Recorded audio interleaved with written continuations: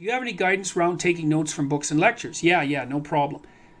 Like, don't be taking notes during the lecture exactly, because then you're not listening to the lecture. It's like, listen to the lecture and then take notes afterwards. Now, that doesn't work for every discipline, but it certainly works for disciplines. Like students in my lectures, I always tell them, don't take notes during the lecture. Listen to the damn lecture. You can take notes afterwards, because what that does is force you to practice remembering.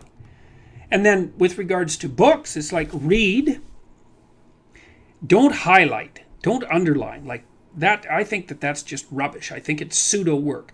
Read a couple of paragraphs or maybe an essay, something like that, depending on the density of the book.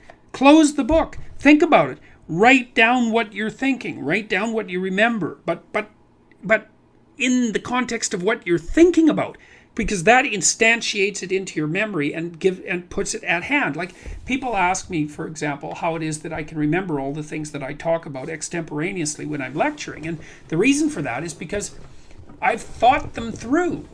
I read them and I think, oh, okay, well, that's an interesting idea. How does it relate to all these other ideas that I know? Like, what is its significance for this idea, and what's its significance for this idea, and do I believe it, and how might I criticize it? So it's kind of like I'm attaching little memory hooks to it in 5 different ways, and then I've got it. It's part of me, and that seems to be part of recall rather than recognition. And recall is the spontaneous act of remembering something complex. And when you recall something, you're actually practicing remembering it. And that's what you need to do if you want that to be part of you. So I would say, separate out the function of reading and note-taking. So read, think, write.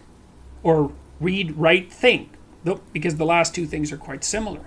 But don't read the book and then read a sentence and then write down that sentence. That's not helpful. You could read the sentence, close the book, and then reformulate the sentence so that now it's your sentence, man. Then you'll remember it. Then you'll understand it. That works really well.